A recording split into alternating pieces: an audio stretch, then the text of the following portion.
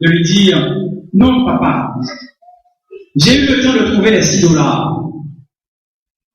J'en avais besoin parce que je voulais avoir $12 pour acheter la journée.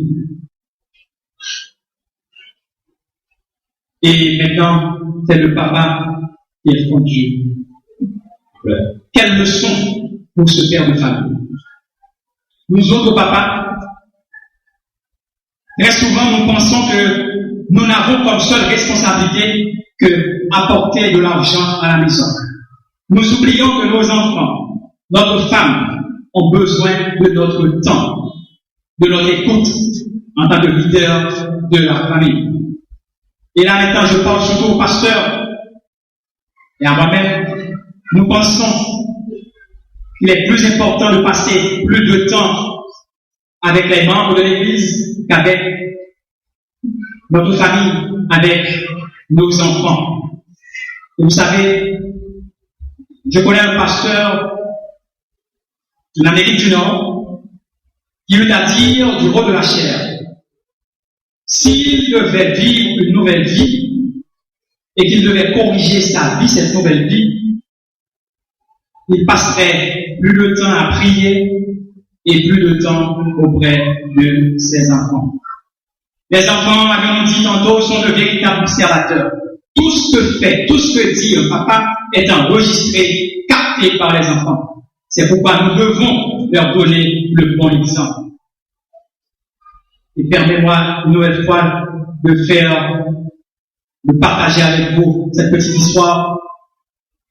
Un papa, une fois, est retenu il n'a pas été à l'église parce qu'il a dû aller travailler le dimanche. Le dimanche d'après, fatigué, il n'a pas été à l'église.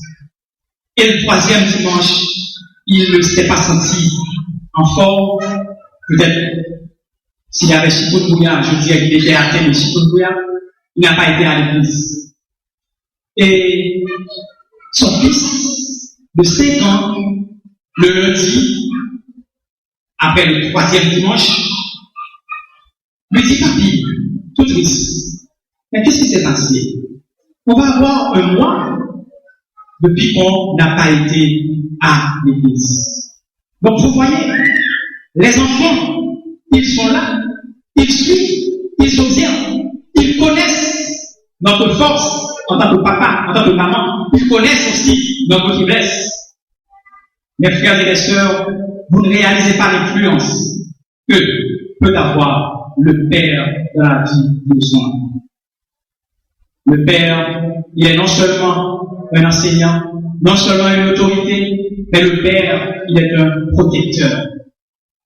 Dans l'Antiquité, grâce à sa force physique, le père protégeait ses enfants, protégeait sa famille contre les agressions extérieures. L'homme du 21e siècle sera de plus en plus appelé à assurer, en plus, une sécurité émotive, non seulement pour ses enfants, mais aussi pour sa femme. Et c'est d'ailleurs l'une des responsabilités, l'une des principales demandes de la femme moderne, la sécurité, la protection. Papa, les enfants ont besoin d'être protégés des mauvaises influences, protégés des mauvaises fréquentations, des fréquentations susceptibles de nuire à leur épanouissement. Vous ne pouvez pas être l'autorité de votre famille si vous ne protégez pas vos enfants. Tout comme le Père Céleste vous protège, vous avez pour devoir, vous avez pour responsabilité, père de famille, de protéger vos enfants. Et les enfants doivent sentir cette protection. Tout comme nous disons, Dieu est pour nous un refuge, nos enfants doivent pouvoir dire aussi, mon papa est mon refuge et mon appui, un secours qui ne manque jamais dans la détresse. Le père de famille, dans son rôle de protecteur, doit prendre soin de sa famille. C'est d'ailleurs l'une des raisons qui me porte toujours à conseiller aux jeunes hommes qui ont l'intention de prendre femme, de se préparer professionnellement d'abord. Car vous devez prendre soin de votre femme et de vos enfants. C'est Paul qui dit en 1 Timothée chapitre 5, verset 8, si quelqu'un n'a pas soin des siens, et principalement de ceux de sa famille, il a renié la foi et il est pire qu'un infidèle. La présence du Père auprès de son enfant, mes frères et mes sœurs, doit pouvoir le rassurer. Lorsque nous allons en présence de notre Père Céleste, ne nous sentons-nous pas rassurés? Ça doit être la même chose pour nos enfants. Non seulement le Père est un enseignant, un leader d'autorité, un protecteur, mais il est aussi celui qui partage avec son enfant la chose la plus importante au monde. Et là, j'aimerais vous poser des questions. Qui peut me dire ici ce matin la chose la plus importante au monde? Qui peut me dire ça? Mais laissez-moi partager avec vous la chose la plus importante. La chose la plus importante au monde, c'est de se rappeler que la chose la plus importante doit demeurer la chose la plus importante. La chose la plus importante au monde, c'est de se rappeler que la chose la plus importante doit demeurer la chose la plus importante. Alors pour nous, papa, pour un père de famille, c'est quoi cette chose qui doit demeurer la chose la plus importante? Toujours. Vous savez, dans le monde occidental, moderne, on dit que la chose la plus importante, c'est le bonheur, être heureux. Tout le monde cherche le bonheur, tout le monde cherche à être heureux. Mais la Bible ne le dit pas. Beaucoup de parents le pensent aussi, moi aussi. Parce que nous disons, pourvu que nos enfants soient heureux. Vous savez, cette philosophie est moderne. Car autrefois, ce n'est pas ainsi. Autrefois, il y avait des valeurs. Il y avait des valeurs de noblesse, des valeurs de sacrifice. Nous n'avons qu'à nous rappeler du naufrage du Titanic. Lors du naufrage du Titanic, on disait, les femmes et les enfants d'abord. J'en doute fort, si ce matin, Titanic devait couler, si ce serait la même philosophie. J'en doute fort. Alors maintenant, c'est moi, c'est mon, c'est ma famille. Et en anglais, on dit me, myself and I. C'est comme ça. Beaucoup de pères chrétiens, beaucoup de parents chrétiens se laissent mener par cette philosophie. Le bonheur des enfants. Je n'ai rien contre le bonheur des enfants. Je n'ai rien. Je vous dis, moi aussi, je cherche le bonheur des enfants, de mes enfants, tout le monde. Mais sachez que nos pensées ne sont pas les pensées de Dieu. Si pour nous le bonheur, c'est la chose la plus importante, pour Dieu, ce n'est pas la chose la plus importante. L'important pour Dieu, c'est de chercher à le glorifier. Et donc, la chose la plus importante pour nous, c'est de porter nos enfants à glorifier Dieu toujours. Les enfants peuvent être heureux. Les enfants seront heureux. Nous pouvons encourager nos enfants à être heureux, mais à l'être en recherchant la volonté de Dieu, tout en glorifiant Dieu. Tout le monde cherche aussi le succès de leurs enfants. Lorsque l'enfant apporte le carnet avec 7, nous disons, donnez-moi 8. Lorsqu'il apporte 8, nous disons, donnez-moi 9. C'est normal. C'est bien beau.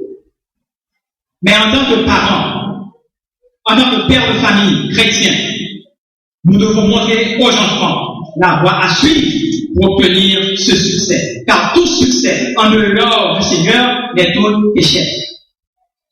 Le livre de Josué, chapitre 1, verset 8, nous dit que ce livre de la loi ne s'éloigne pas de ta bouche, médite-le jour et nuit pour agir fidèlement selon tout ce qui est écrit. Ah, c'est alors que tu auras du succès dans tes entreprises, c'est alors que tu réussiras. Donc la parole de Dieu nous dit que nos enfants auront du succès quand ils rumineront la parole de Dieu. Ce matin, cher papa, que l'on fait chez vous, que l'on vous faites chez vous ou pas, que vous soyez considérés ou pas, vous n'avez pas à vous plaindre. Vous devez savoir que c'est une bénédiction d'être père de famille. Et comme toute bénédiction, est accompagné de responsabilités, vous avez tout devoir de répondre à vos responsabilités et de l'être fier. Si ce matin on n'a pas été le papa en or qu'on aurait dû être, est-ce fini pour autant? Non, ce n'est pas fini. Nous allons nous donner une nouvelle chance.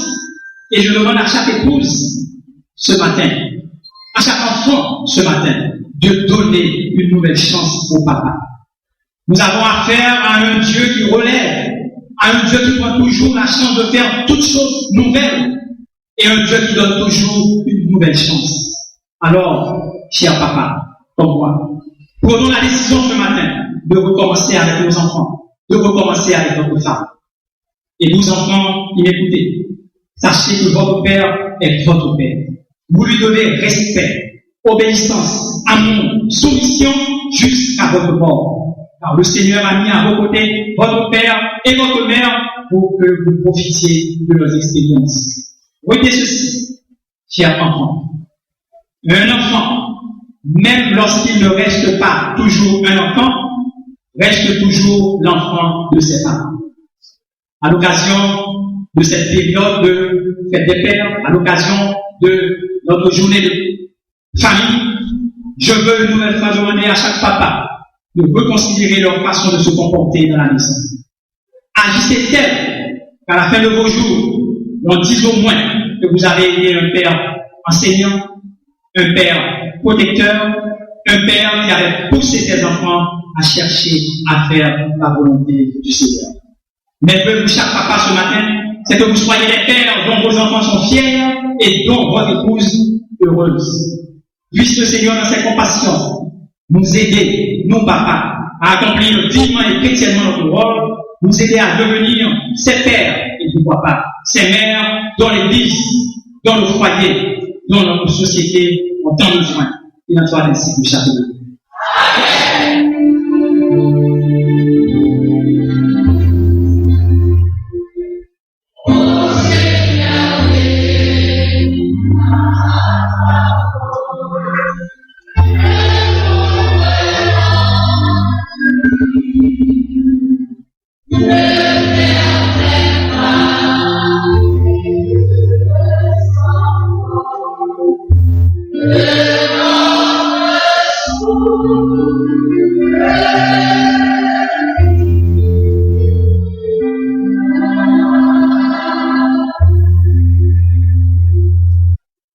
Par le Saint-Esprit, nous avions le bon écho de la parole entendue ce matin, et en particulier que nous soyons des papas enseignants, des papas protecteurs, mais aussi des papas qui poussent leurs enfants à accomplir la volonté du Seigneur. Nous allons, mes frères et mes sœurs et Christ, avancer vers la fin de ce culte tout en ayant en tête la prédication du jour. Nous chantons Venez au Sauveur charitable, c'est de mon cœur la grande désir. Seigneur, ta grâce est redoutable, qui ne veut pas la saisir. Ô Seigneur, en ce jour suprême, ton enfant saisira ta main.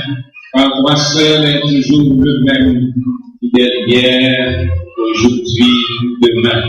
Alors que les membres de Sarah Hippolyte s'avancent pour recueillir cette deuxième offrande, offrande qui nous donnera les moyens nécessaires pour le transport collectif de l'Église.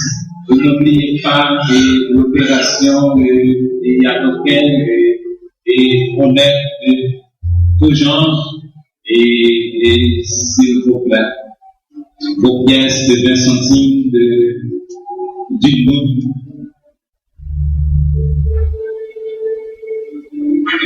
Merci et aussi vos 10 gouttes chirées, vos 20 gouttes chirées.